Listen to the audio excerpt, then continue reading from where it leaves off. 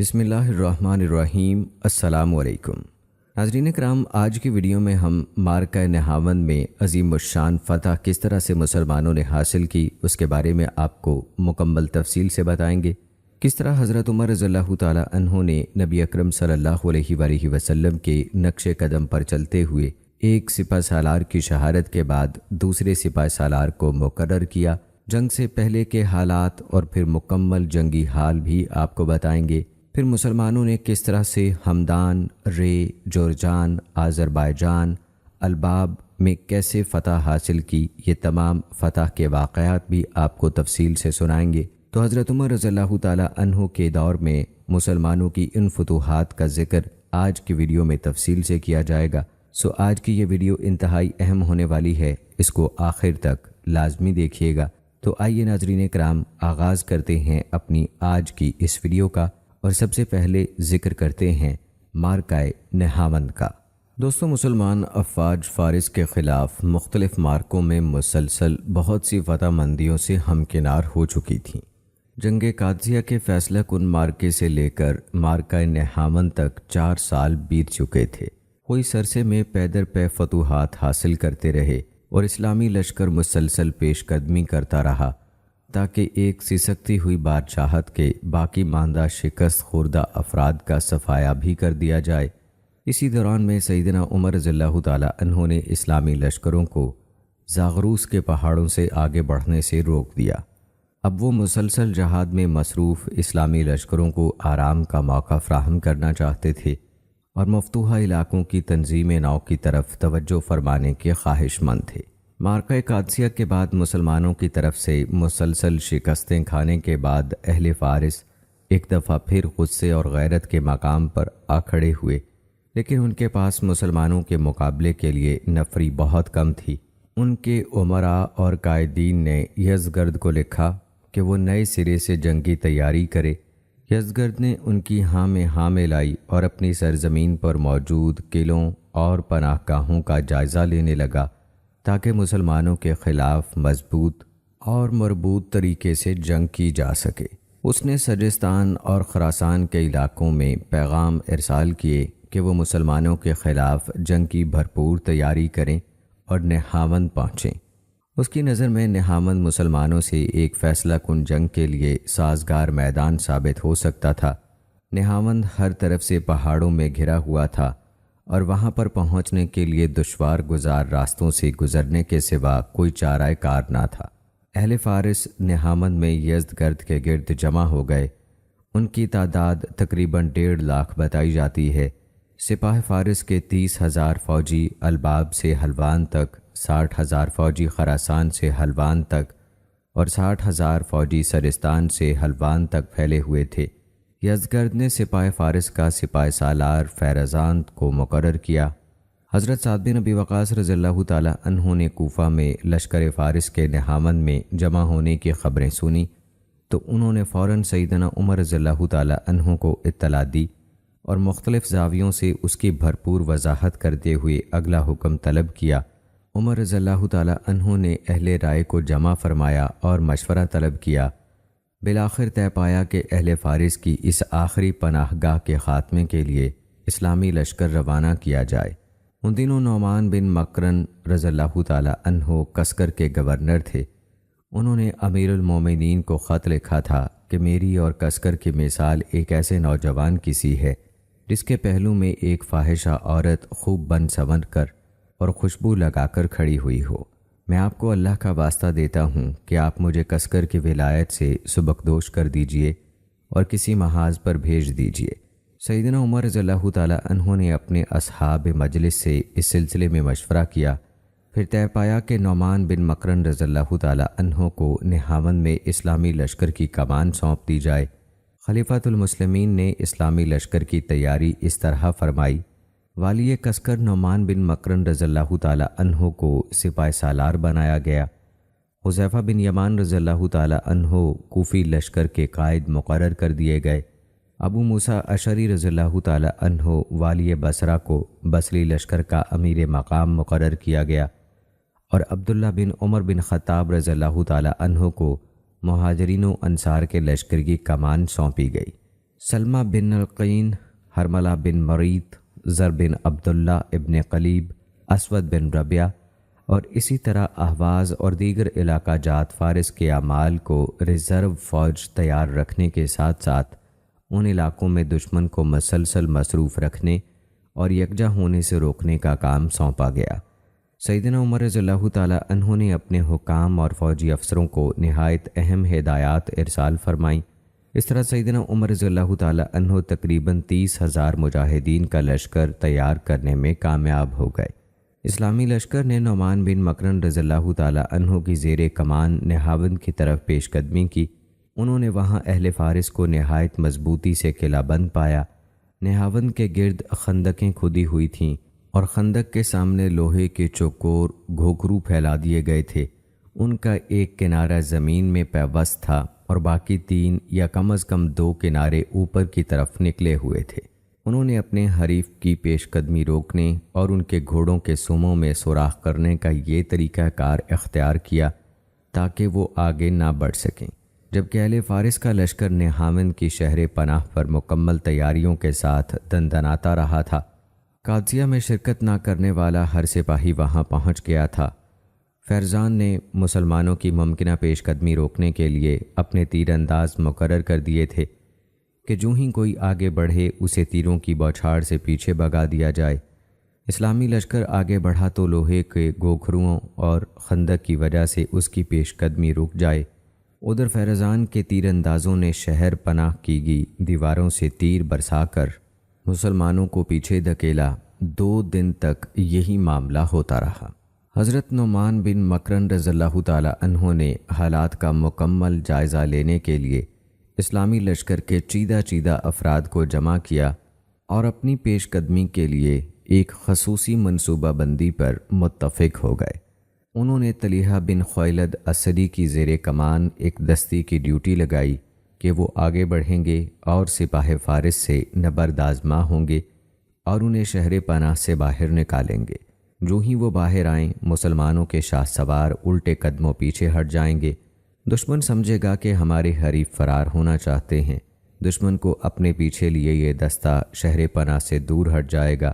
دشمن مسلمانوں کی اس جماعت کو قابو کرنے کے لیے آگے بڑھے گا جو ظاہری شکست کا ڈرامہ کر رہی ہوگی۔ جیسے ہی وہ اپنی پناہ گاہوں سے دور آ جائیں گے تو مجاہدین مخصوص کمین گاہوں سے نکل کر حملہ کر دیں گے اور دشمن کے ان فوجیوں کو گھیرے میں لے لیں گے جو خوشی خوشی اسلامی دستوں کا تعاقب کر رہے ہوں گے۔ اس وقت وہ اپنی خندقوں اور شہر پناہ سے دور ہوں گے، اس لیے انہیں شکست دینا آسان ہو جائے گا۔ حضرت نعمان رضی اللہ تعالیٰ عنہ اس منصوبہ بندی کے مطابق آگے بڑھے۔ انہوں نے اپنے لشکر کو مختلف ٹولیوں اور دستوں میں بانٹ دیا۔ پہلے دستے کی کمان قعقاع بن عمر رضی اللہ تعالیٰ عنہ کے ہاتھوں میں تھی۔ اس دستے نے دشمن کو دھوکہ دے کر شہر پناہ سے باہر نکالنا تھا اور پروگرام کے مطابق دشمن کی شہر پناہ پر حملہ کرنا تھا۔ دوسرا دستہ خود نعمان رضی اللہ تعالیٰ عنہ کی زیر کمان تھا۔ یہ پیادہ تھا۔ ان کا ہدف مخصوص کمین گاہوں میں چھپ کر دشمن کے وہاں پہنچنے کا انتظار کرنا تھا۔ تیسرا دستہ شاہ سواروں کا تھا۔ یہی لشکر کی اصل طاقت تھا۔ اس کی ذمہ داری مخصوص جگہوں سے دشمن پر حملہ کرنا اور دونوں جانب سے دشمن پر یلغار کرنا تھا۔ حضرت نعمان رضی اللہ تعالیٰ عنہ نے اپنی افواج کو حکم دیا کہ وہ اپنی جگہ سے اس وقت تک نہ ہلیں جب تک انہیں حکم نہ دیا جائے۔ حکم کے مطابق مسلمان مخصوص جگہوں پر موجود حضرت نعمان رضی اللہ تعالیٰ عنہ کے اشارے کے منتظر تھے۔ حضرت قعقاع رضی اللہ تعالیٰ عنہ آگے بڑھے۔ انہوں نے پروگرام کے مطابق دشمن پر حملہ کیا، پھر منصوبے کے تحت انتہائی کامیابی کے ساتھ پیچھے ہٹ گئے۔ دشمن کو مسلمانوں کے گھیرے میں آ جانے کا احساس اچانک اس وقت ہوا جب ان کی آخری صف بھی مسلمانوں کے درمیان گھر چکی تھی اور مسلمانوں کی تلواریں مشرکین کا صفایا کرنے لگی تھیں۔ مشرکین نے فرار ہونے اور واپس اپنے قلعے اور خندق کا تحفظ حاصل کرنے کی کوشش کی، لیکن ناکام رہے۔ وہ اپنی ہی کھودی ہوئی خندق میں گرنے لگے اور اپنے ہی نوکیلے گوکھروؤں کا شکار ہونے لگے۔ مسلمان مسلسل ان کا تعاقب کرتے رہے اور ان کی پشتوں اور گردنوں پر تلوار کے وار کرتے رہے۔ سپاہ فارس کے ہزاروں فوجی خندق میں جا گرے۔ قعقاع رضی اللہ تعالی عنہ نے فیروزان کو شکست فاش دی۔ فیروزان مارا گیا، مسلمان شہر میں داخل ہو گئے۔ نہاوند کی فتح کے بعد ہمدان اور دیگر کئی علاقوں کو کسی قابل ذکر مزاحمت کے بغیر ہی فتح کر لیا گیا۔ نہاوند کے بعد اہل فارس بھی کسی میدان میں نہ جم سکے، یوں مسلمان سلطنت فارس کے مالک بن گئے۔ یہی وجہ ہے کہ اس مارکے کو فتح الفتوح یعنی سب سے عظیم الشان فتح کہا جاتا ہے۔ مارکہ نہاوند کے سلسلے میں مختلف زاویوں سے سیدنا عمر رضی اللہ تعالی عنہ کی ذہانت خوب نمایاں ہو کر سامنے آئی۔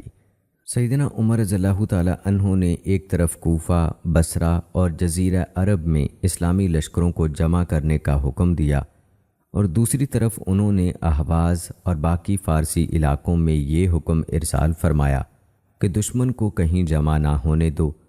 انہوں نے سلمہ بن قین، حرملہ بن مریتا، زر بن کلیب، اسود بن ربیہ اور دیگر کئی اعمال کو فارس اور اہواز کے مابین علاقوں کی کڑی نگرانی کا کام سونپا، اور حکم دیا کہ نہاوند میں جمع شدہ لشکر فارس کو کہیں سے کوئی کمک نہیں پہنچنی چاہیے۔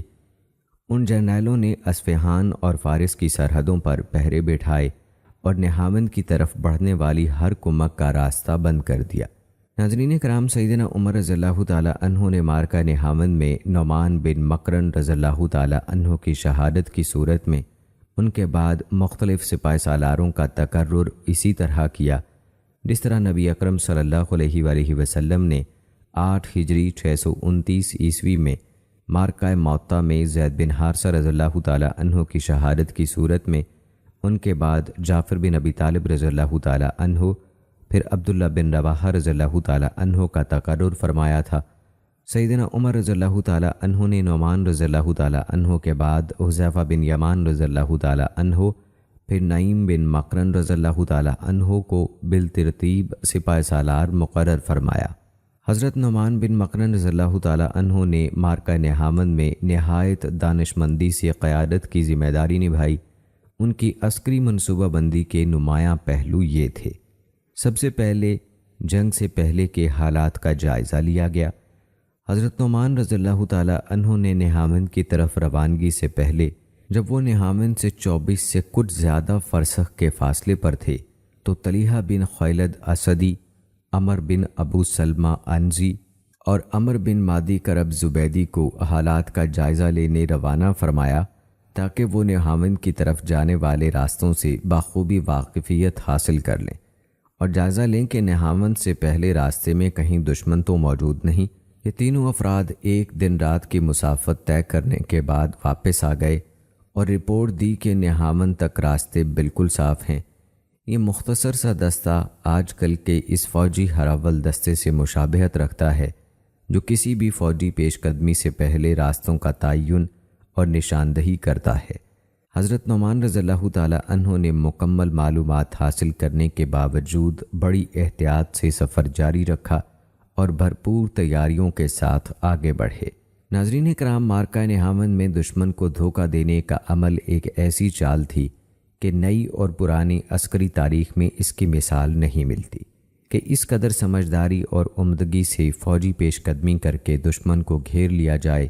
جب مسلمان نہاوند کی اس محفوظ ترین شہر پناہ کو عبور کرنے میں کامیاب نہ ہو سکے، جسے خندق، نوکیلے گوکھروؤں، لوہے یا لکڑی کے کانٹے دار رکاوٹیں اور ماہر تیر اندازوں کی وجہ سے مکمل تحفظ حاصل تھا، تو نعمان رضی اللہ تعالی عنہ نے سوچا کہ اس طرح تو یہ محاصرہ بے سود ثابت ہوگا اور بڑی طوالت اختیار کر جائے گا، کیونکہ نہاوند شہر میں دشمن کے پاس لمبے عرصے کے لیے خوراک کے بھاری ذخائر موجود تھے اور وہ مسلمانوں کا لمبی مدت تک آسانی سے مقابلہ کر سکتے تھے۔ لہٰذا مسلمانوں نے دشمن سے چال چلنے اور اسے اپنی کمین گاہوں سے نکالنے کا منصوبہ بنا لیا تاکہ دشمن کو اس کی پناہ گاہوں سے باہر نکال کر فیصلہ کن جنگ کی جا سکے۔ انہوں نے جنگ کے لیے ایک خاص میدان کا تعین بھی کیا اور دشمن کو ٹھیک مطلوبہ جگہ پر جنگ کرنے پر مجبور کر دیا۔ انہوں نے دشمن کو اپنے تعاقب کا موقع مہیا کر دیا، اسے مطلوبہ جگہ پر لے آئے، پھر سوچے سمجھے منصوبے کے مطابق ہر طرف سے کمین گاہوں سے نکل کر ان پر حملہ کر دیا۔ دشمن اس اچانک حملے سے حواس باختہ ہو گیا اور شکست کھا کر بھاگ گیا۔ اس موقع پر اپنے حریف کو اس کے محفوظ مرکز سے نکالنے اور پھر اس پر غلبہ پانے کے لیے اس جنگی چال سے بہتر اور کوئی چال نہیں ہو سکتی تھی۔ دوستو، تاریخی کتابیں شاہد ہیں کہ نعمان بن مکرن رضی اللہ تعالی عنہ نے انتہائی بصیرت اور تجربے کاری سے جنگ کے لیے اسی طرح وقت کا انتظار کیا جس طرح رسول اللہ صلی اللہ علیہ وآلہ وسلم انتظار فرماتے تھے۔ انہوں نے زوال کا وقت اختیار کیا جو سائے ڈھلنے اور ہواؤں کے چلنے کا وقت ہوتا تھا۔ حضرت نعمان بن مکرن رضی اللہ تعالی عنہ کو اس فیصلہ کن مارکے میں شرف شہادت نصیب ہوا۔ جب سیدنا عمر رضی اللہ تعالی عنہ کو ان کی شہادت کی اطلاع ملی تو انہوں نے انا للہ و انا الیہ راجعون پڑھا اور اس قدر روئی کہ ہچکی بند گئی۔ انہوں نے انتہائی غمزدہ لہجے میں دوسرے شہداء کے بارے میں سوال کیا تو انہیں بہت سے شہداء کے نام بتائے گئے۔ انہیں وہ جانتے بھی نہ تھے۔ سیدنا عمر رضی اللہ تعالی عنہ نے فرمایا، یہ مسلمانوں کا مادی لحاظ سے کمزور طبقہ تھا، لیکن اللہ تعالیٰ نے انہیں شہادت سے سرفراز فرمایا۔ وہ علیم و خبیر تو انہیں اور ان کے حسب و نسب کو خوب جانتا ہے۔ عمر رضی اللہ تعالی عنہ کے جاننے نہ جاننے سے کیا فرق پڑتا ہے؟ نہاون کی ایک قابل ذکر بات یہ تھی کہ اس جنگ میں ہاتھ آنے والے مال غنیمت میں کسریٰ کے خزانوں کے نہایت قیمتی جواہرات سے بھرے ہوئے 2 ٹوکرے ملے۔ یہ ٹوکرے حذیفہ بن یمان رضی اللہ تعالی عنہ نے صائب بن اقرع کو دے کر سیدنا عمر رضی اللہ تعالی عنہ کی خدمت میں روانہ کر دیے۔ جب یہ جواہرات سیدنا عمر رضی اللہ تعالی عنہ کی خدمت میں پیش کیے گئے تو انہوں نے فرمایا، انہیں بیت المال میں جمع کرا دو اور فوراً واپس چلے جاؤ۔ صاحب نے ایسا ہی کیا اور واپس چل دیے۔ سیدنا عمر رضی اللہ تعالی عنہ نے صاحب کے پیچھے ایک آدمی روانہ کیا۔ وہ درمیانی چال چلا اور صاحب سے کوفہ میں جا ملا اور اسے ساتھ لے کر واپس آیا اور اسے سیدنا عمر رضی اللہ تعالی عنہ کے سامنے پیش کر دیا۔ جب سیدنا عمر رضی اللہ تعالی عنہ نے صاحب کو دیکھا تو فرمایا، اے صاحب، بات یہ ہے کہ جیسے ہی تو یہ ٹوکرے چھوڑ کر گیا، میں نے خواب میں دیکھا کہ فرشتے مجھے ان ٹوکروں کی طرف کھینچ کر لا رہے ہیں اور یہ دونوں ٹوکرے آگ بن کر بھڑک رہے ہیں۔ وہ مجھے ان جواہرات کو فوراً تقسیم نہ کرنے کی پاداش میں آگ سے داغنے کی دھمکی دے رہے تھے۔ پس تو ان کو لے جاؤ اور مسلمانوں کو دیے جانے والے وظائف میں انہیں خرچ کر دے۔ اس مقصد کے لیے انہیں کوفہ کے بازار میں بیچ دینا۔ اللہ تعالیٰ سیدنا عمر سے راضی ہو، وہ اپنے محبوب پیغمبر صلی اللہ علیہ وآلہ وسلم کی سیرت پر چلے، خود بھی عزت پائی، اسلام کا نام بھی خوب روشن کیا اور مسلمانوں کو بھی عزت نصیب ہوئی۔ اے اللہ، ہمیں بھی ان کی اتباع کی توفیق عطا فرما اور بدعت سے محفوظ کر دے۔ نہاون کی فتح کے بعد جلد ہی ہمدان، طبرستان اور اصفہان کے لیڈر یکے بعد دیگرے آئے اور مسلمانوں سے مصالحت کا راستہ اختیار کر کے سرنگوں ہو گئے۔ ناظرین کرام، نہاون کی فتح کے بعد مسلمانوں نے عجمی علاقوں پر یورش کر دی۔ اب اہل فارس میں مقابلے کی سکت نہیں ہو رہی تھی۔ مسلمان عمر رضی اللہ تعالی عنہ کے حکم کے مطابق آگے بڑھے اور خونریز مارکے اور جملہ تدابیر کے بعد اصفہان کا شہر جئی فتح کر لیا۔ وہاں کے حکام نے مسلمانوں سے مصالحت کر لی۔ عبداللہ بن عبداللہ نے صلح نامہ لکھا اور انہیں امان دی۔ وہاں کے مقامی لوگوں میں سے تقریباً 30 آدمی کرمان بھاگ گئے۔ انہوں نے مصالحت نہیں کی۔ 21 ہجری میں ابو موسیٰ رضی اللہ تعالی عنہ نے کم اور کاشان کے علاقے بھی فتح کر لیے۔ بعد ازاں سہیل بن عدی نے کرمان فتح کر لیا۔ ناظرین کرام، ہم آپ کو پہلے بتا چکے ہیں کہ مسلمان جب نہاون کی فتح سے فارغ ہوئے تو انہوں نے حلوان اور ہمدان بھی فتح کر لیے۔ بعد ازاں اہل ہمدان نے قیقع بن عمر رضی اللہ تعالی عنہ سے کیے ہوئے معاہدے کی خلاف ورزی کی اور عہد توڑ دیا۔ عمر رضی اللہ تعالی عنہ نے نعیم بن مقرن رضی اللہ تعالی عنہ کو لکھا کہ ہمدان کی طرف پیش قدمی کرو۔ نعیم رضی اللہ تعالی عنہ کے آگے بڑھ کر سینۃ الاصل میں پڑاؤ کیا اور اسی علاقے سے ہمدان پر حملہ کر دیا۔ نعیم رضی اللہ تعالی عنہ نے ہمدان شہر کو چاروں طرف سے گھیر لیا۔ اہل ہمدان نے صلح کی درخواست کی۔ نعیم رضی اللہ تعالی عنہ نے قبول کر لی۔ نعیم رضی اللہ تعالی عنہ شہر میں 12,000 افراد کی معیت میں داخل ہوئے۔ دوسری طرف دیلم، رے اور آذربائیجان کے باشندوں نے باہم عہد و پیمان کیے اور نعیم رضی اللہ تعالی عنہ سے مقابلے کے لیے کمر بستہ ہو گئے۔ نعیم رضی اللہ تعالی عنہ اپنے لشکر کے ساتھ آگے بڑھے واجرود کے میدان میں دشمن سامنے آ گیا۔ خون ریز جنگ ہوئی۔ یہ جنگ نہاوند کی جنگ سے کم نہیں تھی۔ مشرکین کا جم غفیر مارا گیا، مقتولین کا کوئی شمار نہ تھا۔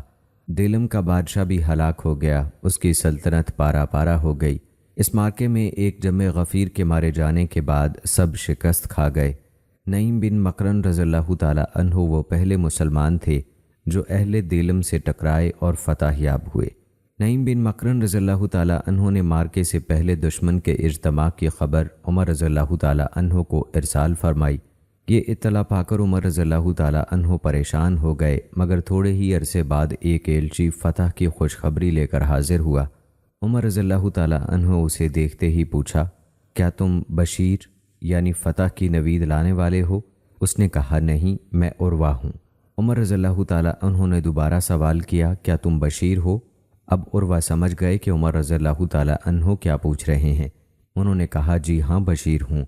عمر رضی اللہ تعالی عنہ نے دریافت فرمایا، کیا تم نعیم اور سماک بن حرب کے ایلچی ہو؟ عروہ نے جواب دیا، میں نعیم رضی اللہ تعالی عنہ کا ایلچی ہوں۔ عمر رضی اللہ تعالی عنہ نے فرمایا، کیا خبر لائے ہو؟ انہوں نے عرض کیا، فتح اور کامیابی کی نوید ہے۔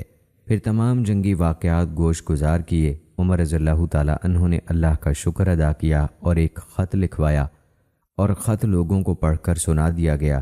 سب نے اللہ تعالیٰ کا شکر ادا کیا۔ پھر سماک بن مخرمہ، سماک بن عبید اور سماک بن خرشہ ایک کوفی وفد کے ساتھ مال غنیمت کا خمس لے کر عمر رضی اللہ تعالی عنہ کی خدمت میں حاضر ہوئے۔ عمر رضی اللہ تعالی عنہ نے ان کے بارے میں پوچھا تو انہیں بتایا گیا کہ یہ سماک بن مخرمہ، سماک بن عبید اور سماک بن خرشہ ہیں۔ عمر رضی اللہ تعالی عنہ نے فرمایا، اللہ تعالیٰ تمہیں برکت عطا فرمائے۔ پھر دعا کی، اے اللہ، ان لوگوں کی وجہ سے اسلام کو اور زیادہ بلندی اور مضبوطی عطا فرما۔ ناظرین، نعیم بن مقرن رضی اللہ تعالی عنہ نے یزید بن قیس کو اپنا نائب بنایا اور خود رے کی جانب بڑھے۔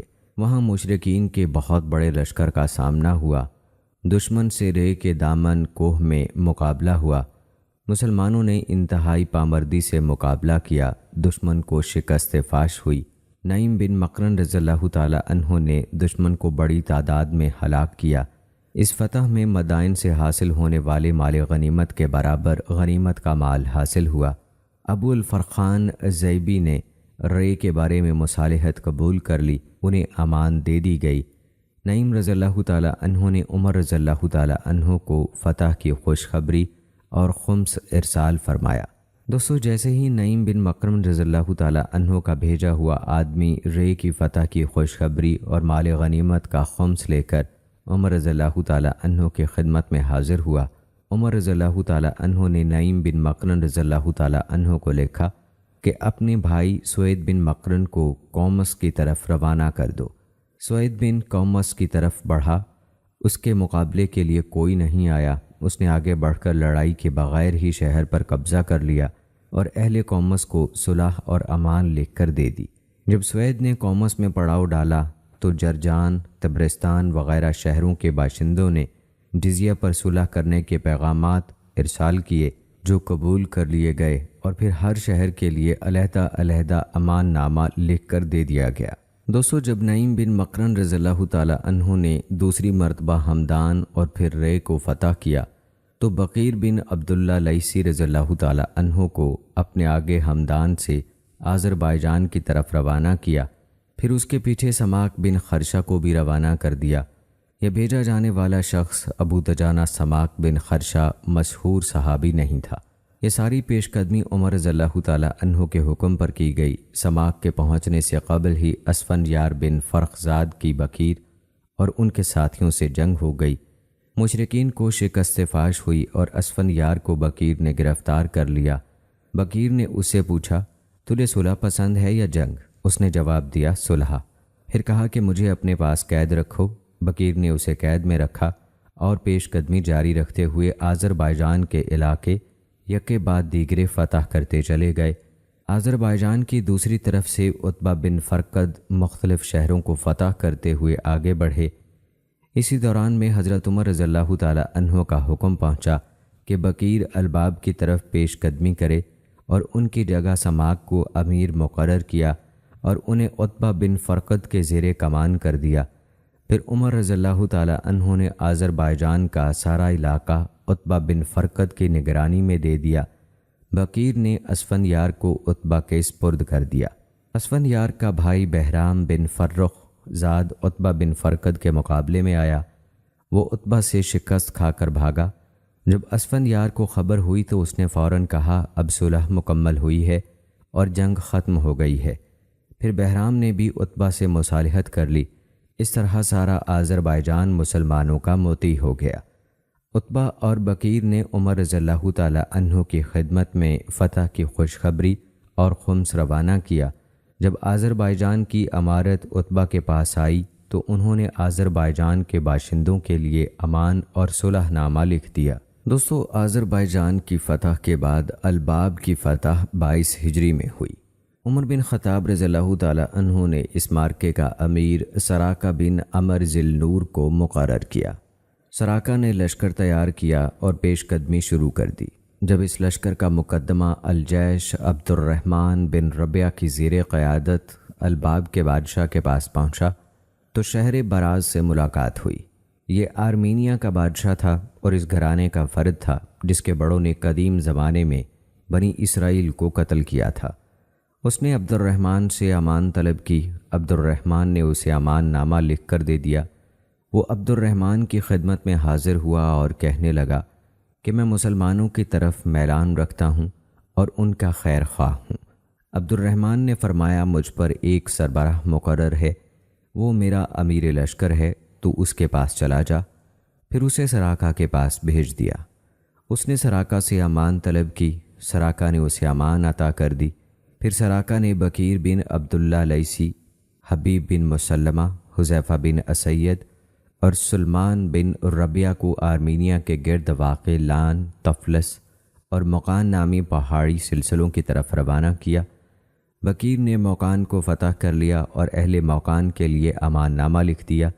اسی اثناء میں مسلمانوں کے امیر سراقہ بن عمر کا انتقال ہو گیا۔ انہوں نے اپنی وفات سے پہلے ہی عبد الرحمن بن ربیعہ کو اپنا نائب مقرر کر دیا تھا۔ جب حضرت عمر رضی اللہ تعالی عنہ کو اس تقرر کا علم ہوا تو انہوں نے اسے برقرار رکھا اور ترکوں کی طرف پیش قدمی کا حکم دیا۔ دوستو، جب عبد الرحمن بن ربیعہ کو حضرت عمر رضی اللہ تعالی عنہ کی طرف سے ترکوں کی طرف پیش قدمی کا حکم نامہ موصول ہوا تو عبد الرحمن آگے بڑھے اور الباب کو پیچھے چھوڑتے ہوئے پیش قدمی کرنے لگے۔ شہر براز نے پوچھا کہاں کا ارادہ ہے؟ عبد الرحمن نے جواب دیا میں ترکوں کے بادشاہ بلنجر پر حملہ کرنا چاہتا ہوں۔ اس نے کہا ہمیں ان سے صلح کا معاملہ کرنا ہوگا، ہم الباب کے دوسرے کنارے پر ہیں۔ عبد الرحمن نے جواب دیا بلا شبہ اللہ تعالیٰ نے ہماری طرف اپنے رسول صلی اللہ علیہ وآلہ وسلم کو بھیجا اور ان کی زبان پر مدد اور کامیابی کا وعدہ کیا، ہم ہمیشہ غالب رہیں گے۔ انہوں نے ترکوں سے جنگ شروع کی اور بلنجر کے علاقے تقریباً 200 فرسخ تک آگے بڑھتے چلے گئے۔ انہوں نے ترکوں پر بہت سے حملے کیے۔ بعد ازاں عثمان رضی اللہ تعالیٰ عنہ کے دور حکومت میں ترکوں کے ساتھ بہت سے مارکے پیش آئے۔ ناظرین کرام، حضرت احنف بن قیس رضی اللہ تعالیٰ عنہ نے حضرت عمر رضی اللہ تعالیٰ عنہ کو مشورہ دیا کہ ابھی فتوحات کا سلسلہ جاری رکھنا چاہیے اور یزد گرد پر دباؤ بڑھانا چاہیے، کیونکہ وہی ہے جو اہل فارس کو مسلمانوں کے خلاف بھڑکاتا ہے۔ حضرت عمر رضی اللہ تعالیٰ عنہ نے احنف رضی اللہ تعالیٰ عنہ کی رائے سے اتفاق کیا اور احنف رضی اللہ تعالیٰ عنہ کو امیر بنا کر خراسان کے محاذ پر روانہ کر دیا۔ احنف رضی اللہ تعالیٰ عنہ ایک لشکر جرار لے کر خراسان کی طرف بڑھے۔ وہ یزدگرد پر حملہ کرنا چاہتے تھے۔ احنف رضی اللہ تعالیٰ عنہ خراسان میں داخل ہو گئے اور ہرات کو بزور شمشیر فتح کر لیا۔ انہوں نے وہاں سہار عبدی کو اپنا نائب مقرر کیا اور خود مرو شاہ جہان کی طرف بڑھے۔ وہاں یزدگرد مقیم تھا۔ احنف رضی اللہ تعالیٰ عنہ نے مطرف بن عبداللہ بن شقیر رضی اللہ تعالیٰ عنہ کو نیشاپور اور حارث بن حسان رضی اللہ تعالیٰ عنہ کو سرخس کی طرف روانہ فرمایا۔ احنف رضی اللہ تعالیٰ عنہ مرو شاہ جہان کے قریب پہنچے تو ان کی آمد کی اطلاع پا کر یزدگرد وہاں سے بھاگ گیا اور مرورود چلا گیا۔ احنف رضی اللہ تعالیٰ عنہ نے مرو شاہ جہان فتح کر کے وہاں پڑاؤ ڈال دیا۔ یزدگرد نے مرورود میں قیام کے دوران میں شاہ ترک، شاہ سخت اور شاہ چین سے مدد مانگی۔ احنف رضی اللہ تعالیٰ عنہ نے مرورود کی طرف پیش قدمی کی اور مرو شاہ جہاں میں حارثہ بن نعمان رضی اللہ تعالیٰ عنہ کو اپنا نائب مقرر فرمایا۔ حضرت احنف رضی اللہ تعالیٰ عنہ کے پاس کوفہ سے 4 امراء کی زیر کمان کمک پہنچ گئی۔ یزدگرد کو یہ اطلاع ملی تو وہ وہاں سے بھی بھاگ نکلا اور بلخ جا پہنچا۔ بلخ کے میدان میں مسلمانوں اور مجوسی افواج کا آمنا سامنا ہوا۔ اللہ تعالیٰ نے دشمن کو شکست سے دوچار کیا۔ یزدگرد اور اس کی فوج کے بچے کھچے افراد دریائے جیجون عبور کر کے فرار ہو گئے۔ اس طرح خراسان کا سارا علاقہ احنف رضی اللہ تعالیٰ عنہ کے ہاتھوں فتح ہو گیا اور وہاں مسلمانوں کے پاؤں مضبوطی سے جم گئے۔ احنف رضی اللہ تعالیٰ عنہ نے ہر مفتوحہ علاقے میں ایک امیر مقرر فرمایا اور خود واپس مرورود آ گئے۔ یہاں انہوں نے حضرت عمر رضی اللہ تعالیٰ عنہ کو بلاد خراسان کی فتح کا حال لکھا۔ حضرت عمر رضی اللہ تعالیٰ عنہ نے احنف رضی اللہ تعالیٰ عنہ کو دریا عبور کرنے سے روک دیا اور حکم دیا کہ آپ بلاد خراسان کے مفتوحہ علاقوں کی تنظیم نو کر کے انہیں محفوظ بنائیں۔ یزدگرد کا ایلچی جب سلاطین ترک و چین کے پاس پہنچا تو انہوں نے اس پر کوئی توجہ نہ دی، لیکن جب یزدگرد خود دریائے جیجون عبور کر کے ان کے شہروں میں پہنچا تو انہیں اس کی مدد کرنی پڑی۔ یزدگرد کی مدد کے لیے خاقان آگے بڑھا اور بلخ سے ہوتا ہوا مرورود پہنچا۔ حضرت احنف رضی اللہ تعالیٰ عنہ کوفہ اور بصرہ سے آنے والی کمک کے ساتھ خاقان سے مقابلے کے لیے نکل پڑے۔ مجاہدین کی نفری صرف 20,000 تھی۔ حضرت احنف رضی اللہ تعالیٰ عنہ نے اچانک ایک آدمی کو دوسرے سے باتیں کرتے سنا۔ وہ کہہ رہا تھا، اگر ہمارا امیر دانش مندانہ رائے والا ہوا تو وہ اس پہاڑ کے سامنے پڑاؤ ڈالے گا، وہ پہاڑ کو اپنی پشت کی طرف رکھے گا اور یہ دریا اس کے گرد خندق کا کام دے گا۔ اس طرح دشمن صرف ایک ہی راستے سے آنے پر مجبور ہوگا۔ صبح ہوئی تو حضرت احنف رضی اللہ تعالیٰ عنہ نے بینہ اسی مقام پر صف آرا ہونے کا حکم دیا۔ یہ یقینی فتح اور کامیابی کی علامت تھی۔ ترک اور اہل فارس ایک بھیانک لشکر کے ساتھ میدان میں اتر آئے۔ اس موقع پر حضرت احنف رضی اللہ تعالیٰ عنہ نے خطبہ دیا۔ انہوں نے فرمایا، بلا شبہ تم تعداد میں تھوڑے ہو، تمہارے دشمن کی تعداد بہت زیادہ ہے، خبردار ان کی کثرت تمہیں خوف زدہ نہ کرنے پائے۔ پھر یہ آیت تلاوت فرمائی جس کا ترجمہ ہے، کتنی ہی چھوٹی جماعتیں اللہ کے حکم سے بڑی جماعتوں پر غالب آ گئیں اور اللہ صبر کرنے والوں کے ساتھ ہے۔ لڑائی شروع ہو گئی۔ ترک صبح کو لڑتے تھے اور رات کو نہ جانے کہاں چلے جاتے تھے۔ ایک رات احنف رضی اللہ تعالیٰ عنہ اپنے چند بہادر سپاہیوں کے ساتھ خاقان کے تعاقب میں گئے۔ جب صبح کا وقت ہوا تو ایک ترکی شاہ سوار سامنے آیا۔ اس نے توق پہن رکھا تھا۔ اس نے طبلِ جنگ بجانا شروع کیا۔ احنف رضی اللہ تعالیٰ عنہ آگے بڑھے۔ ابھی 2 ضربوں ہی کا تبادلہ ہوا تھا کہ حضرت احنف رضی اللہ تعالیٰ عنہ نے اسے قتل کر ڈالا۔ وہ اس وقت یہ اشعار پڑھ رہے تھے، بلا شبہ ہر امیر پر لازم ہے کہ وہ اپنا نیزہ دشمن کے خون سے رنگے یا اسے دشمن ہی پر وار کر کے توڑ ڈالے۔ بلا شبہ اس نیزے کے لیے دشمن کا ایک قابل فخر آدمی ہے۔ وہ اس نیزے کی بجائے ابو حفص کی باقی رہنے والی تلوار کا شکار ہوگا۔ پھر انہوں نے اس ترکی کا توق قبضے میں لے لیا اور اپنی جگہ کھڑے ہو گئے۔ کچھ دیر کے بعد دوسرا ترکی نکلا، اس کے سر پر بھی توق تھا، وہ طبلِ جنگ بجا رہا تھا۔ احنف رضی اللہ تعالیٰ عنہ نے اسے بھی قتل کر دیا اور اس کا توق بھی قبضے میں لے کر اپنی جگہ پر کھڑے ہو گئے۔ پھر تیسرے ترک کے ساتھ بھی یہی معاملہ پیش آیا۔ بعد ازاں احنف رضی اللہ تعالیٰ عنہ تیزی سے اپنے لشکر میں واپس آ گئے۔ ترکوں کو اس ماجرے کی خبر ہی نہ ہوئی۔ ترکوں کا طریقہ کار یہ تھا کہ لشکر کے حرکت میں آنے سے پہلے ان کے 3 تجربہ کار عمر رسیدہ فوجی طبلِ جنگ بجاتے ہوئے نکلتے تھے۔ بعد میں باقی لشکر آگے بڑھتا تھا۔ ترکوں نے جب اپنے 3 شاہ سواروں کی لاشیں دیکھیں تو شاہ خاقان نے اس امر کو منحوس تصور کیا۔ اس نے اپنے لشکر سے مخاطب ہو کر کہا، یہاں ہمارا قیام لمبا ہو چلا ہے، جس مرتبے پر یہ عرب قوم پہنچ چکی ہے ہم وہاں تک نہیں پہنچ سکتے۔ اس قوم سے جنگ کرنے کا کوئی فائدہ نہیں، لہٰذا تم سب واپس چلے جاؤ۔ چنانچہ خاقان کا سارا لشکر میدان چھوڑ کر بھاگ گیا۔ مسلمانوں نے احنف رضی اللہ تعالی عنہ سے عرض کیا، ان لوگوں کے تعاقب کے بارے میں آپ کا کیا خیال ہے؟ احنف رضی اللہ تعالی عنہ نے فرمایا، تم اپنی جگہ ٹھہرے رہو، ان لوگوں کا تعاقب کے خیال چھوڑ دو۔ حضرت احنف رضی اللہ تعالی عنہ نے یہ فیصلہ صحیح کیا تھا۔ نبی اکرم صلی اللہ علیہ وآلہ وسلم کا فرمان ہے کہ ترکوں سے اس وقت تک تعرض نہ کرو جب تک کہ وہ تم سے تعرض نہ کریں، اور غزوہ احزاب میں اللہ نے کافروں کو ان کے ناکامی کے غصے میں لوٹا دیا، وہ کوئی خیر و بھلائی نہ پا سکے، اور اس لڑائی میں اللہ مومنوں کے لیے کافی ہو گیا، اور اللہ بڑی قوت والا نہایت غالب ہے۔ اس طرح کسریٰ اپنے ارادوں میں ناکام ہو گیا، اسے امید کی کوئی کرن نظر نہ آئی، نہ وہ اپنے کسی ارادے کو عملی جامہ پہنا سکا، حتیٰ کہ اس کی مدد کے لیے آنے والے بھی اس کا ساتھ چھوڑ گئے۔ وہ کڑی آزمائش کے وقت اس سے منہ موڑ گئے، اب وہ گو مگو کی کیفیت سے دوچار تھا۔ اللہ تعالیٰ نے قرآن پاک میں فرمایا، اور جسے اللہ گمراہ کر دے پھر تو اس کے لیے کبھی کوئی راستہ نہ پائے گا۔ یزدگرد حیران تھا کہ اب کیا کرے اور کہاں جائے۔ اب اس نے چین کے بادشاہ سے مدد طلب کی۔ شاہ چین نے کسریٰ کے آنے والے نمائندے سے ان حملہ آور عربوں کے اوصاف پوچھے۔ اس نے کہا کہ مجھے ان لوگوں کے اوصاف اور رہن سہن کے طریقے مکمل تفصیل سے سناؤ، جنہوں نے اتنے وسیع علاقے فتح کر لیے اور مجوسیوں پر قہر بن کر ٹوٹ پڑے۔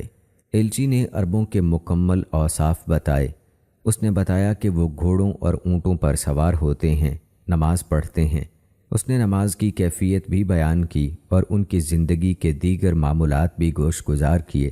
یہ باتیں سن کر شاہ چین نے یزدگرد کو لکھا کہ مجھے اپنی ذمہ داری کا مکمل احساس ہے، میں چاہوں تو اتنا بڑا لشکر تیری مدد کے لیے ارسال کر دوں کہ اس کا اگلا حصہ مرو یعنی شاہ جہان اور پچھلا چین میں ہوگا، لیکن مجھے عربوں کے جو اوصاف بتائے گئے ہیں ان کے پیش نظر میں کہتا ہوں کہ اگر یہ لوگ پہاڑوں کو بھی اپنی جگہ سے سرکانا چاہیں تو سرکا سکتے ہیں۔ اگر میں ایسی نادر صفات والے لوگوں کے مقابل تیری مدد کے لیے آؤں تو یہ لوگ مجھے بھی شکست دے دیں گے، اس لیے میری نصیحت یہ ہے کہ تو ان لوگوں سے مصالحت کر لے۔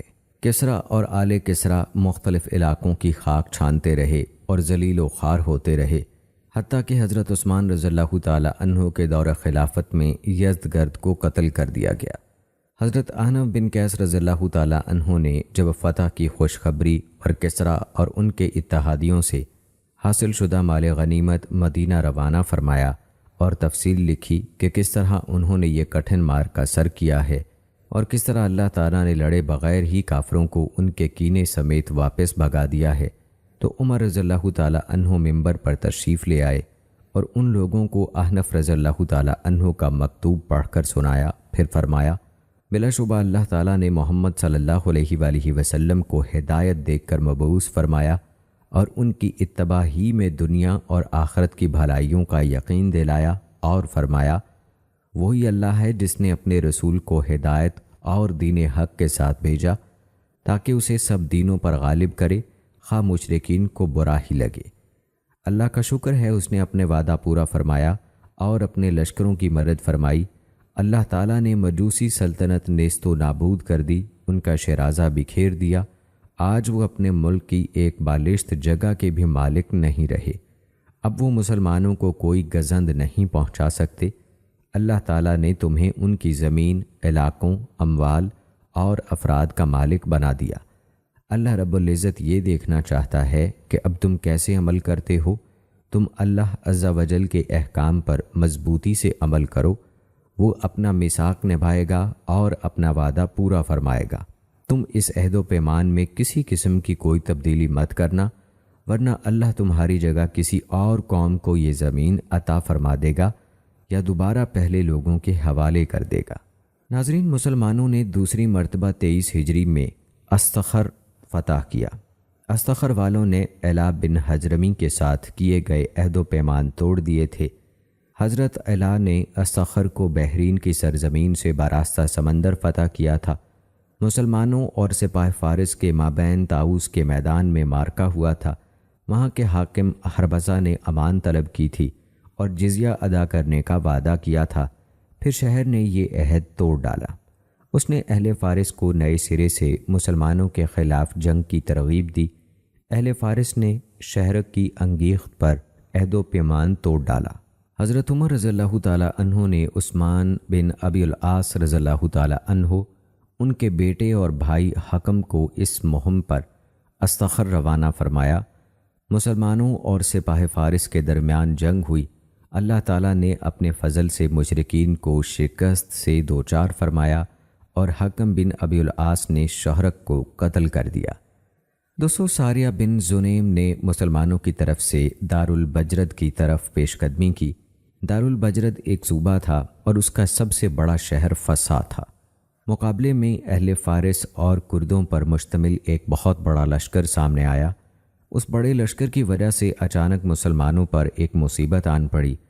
اسی رات عمر رضی اللہ تعالیٰ عنہ نے خواب میں دیکھا کہ دن کا وقت ہے، مذکورہ مارکا جاری ہے۔ انہوں نے دشمنوں کی فوجوں کو بھی دیکھا کہ وہ ایک بڑے صحرا میں موجود ہیں۔ وہاں ایک پہاڑ ہے، اگر مسلمان اس طرف پشت کر لیں تو اس صورت میں دشمن صرف ایک طرف سے آ سکتا تھا۔ عمر رضی اللہ تعالیٰ عنہ نے صبح ہوتے ہی لوگوں کو نماز کے لیے جمع فرمایا۔ جب وہ وقت آیا جو انہوں نے خواب میں دیکھا تھا تو منبر پر تشریف لے آئے، لوگوں کو خطبہ دیا، انہیں اپنے خواب سے آگاہ فرمایا، پھر فرمایا، اے ساریہ، پہاڑ کی طرف بڑھو۔ پھر لوگوں کی طرف متوجہ ہوئے اور فرمایا، اللہ کے لشکر بہت زیادہ ہیں، ہو سکتا ہے کوئی میری آواز وہاں پہنچا دے۔ راوی بیان کرتا ہے کہ اللہ کے لشکروں نے فی الواقع عمر رضی اللہ تعالیٰ عنہ کی آواز میدان کارزار تک پہنچا دی۔ اللہ نے مدد کی اور شہر فتح ہو گیا۔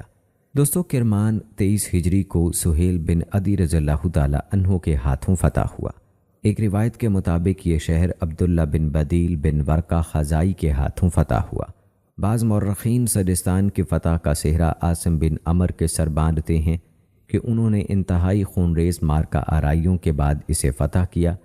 سجستان ایک وسیع علاقہ تھا جو سندھ سے دریائے بلخ، جسے دریائے جیہون بھی کہتے ہیں، وہاں تک پھیلا ہوا تھا۔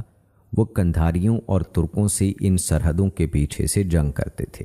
ناظرین کرام، 23 ہجری میں حکم بن عمر رضی اللہ تعالیٰ عنہ کے ہاتھ پر مکران فتح ہوا۔ حکم کی امداد کے لیے شہاب بن مخارق متعین ہوئے۔ بعد ازاں سہیل بن عدی اور عبداللہ بن عتبان بھی ان سے جا ملے۔ شاہ سندھ سے شدید جنگ ہوئی۔ اللہ نے سندھی لشکروں کو شکست سے دوچار کیا۔ مسلمانوں کو اس فتح میں بہت سا مال غنیمت ہاتھ آیا۔ حکم بن عمر نے فتح کی خوشخبری اور مال غنیمت کا خمس سہار عبدی کے ہاتھ عمر رضی اللہ تعالیٰ عنہ کی خدمت میں ارسال کر دیا۔ جب سہار عبدی مدینہ پہنچے تو عمر رضی اللہ تعالیٰ عنہ نے ان سے سرزمین مکران کی علاقائی اور سماجی معلومات دریافت کیں۔ انہوں نے جواب دیا، اے امیر المومنین، وہ پہاڑی علاقہ ہے، اس میں پانی تھوڑا ہے، کھجوریں انتہائی ردی ہیں، دشمن دلیر ہے، خیر کم ہے، شر زیادہ ہے، وہاں کا زیادہ سامان بھی کم اور ناکارہ ہے، اس کے علاوہ جو تفصیلات ہیں وہ اس سے بھی بدتر ہیں۔ عمر رضی اللہ تعالیٰ عنہ نے فرمایا، تم مسجع کلام کرنے والے ہو یا خبر دینے والے؟ انہوں نے کہا، میں نے جو کچھ عرض کیا ہے وہ خبر ہے۔ عمر رضی اللہ تعالیٰ عنہ نے حکم بن عمر رضی اللہ تعالیٰ عنہ کو لکھا کہ اب مکران سے آگے تجاوز نہ کرو، دریا کے اس پار ہی رہو۔ ناظرین کرام، علامہ ابن جریر نے اپنی سند کے ساتھ بیان فرماتے ہوئے کہتے ہیں کہ کردوں اور اہل فارس کی متحدہ جماعت نے مسلمانوں کے خلاف جنگ کا ارادہ کیا۔ حضرت ابو موسیٰ رضی اللہ تعالیٰ عنہ نہر تیری کے قریب واقع بیروز نامی جگہ کی طرف بڑھے، وہاں سے وہ اصفہان چلے گئے۔ اس جنگ کی کمان مہاجرین زیاد کی شہادت کے بعد ربی بن زیاد کو سونپ دی۔ ربی نے کمان سنبھالتے ہی دشمن کا عرصہ حیات تنگ کر دیا۔ اللہ تعالیٰ نے دشمن کو شکست فاش سے دوچار کیا۔ اللہ تعالیٰ کا سید المرسلین صلی اللہ علیہ وآلہ وسلم کے متبعین میں سے نیک بندوں اور فلاح پانے والوں سے یہی معاملہ رہا ہے، اور اس کا ان سے یہی وعدہ ہے کہ وہ انہیں فتح و نصرت سے ہمکنار کرتا رہے گا۔ ربی بن زیاد نے فتح کی خوشخبری اور خمس عمر رضی اللہ تعالیٰ عنہ کی خدمت میں بھیج دیا۔ اس طرح عمر رضی اللہ تعالیٰ عنہ کے دور خلافت میں عراق اور ایران کے علاقے فتح ہوئے۔ مسلمانوں نے ان علاقوں میں اہل فارس کی طرف سے عہد شکنی کے امکان کی وجہ سے مختلف مقامات پر فوجی چوکیاں اور چھاؤنیاں قائم کیں۔ ان علاقوں کی فتوحات بہت مشکل تھی۔ مسلمانوں نے ان فتوحات میں نہایت عظیم و شان قربانیاں دیں۔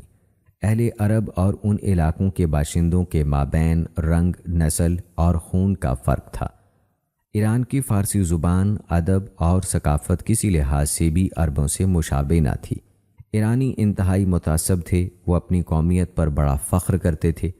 ان کی تاریخ اور ثقافت نہایت قدیم تھی۔ جنگ و جدل میں وہ بہت تیز تھے، وطن کے لیے جان قربان کر دیتے تھے۔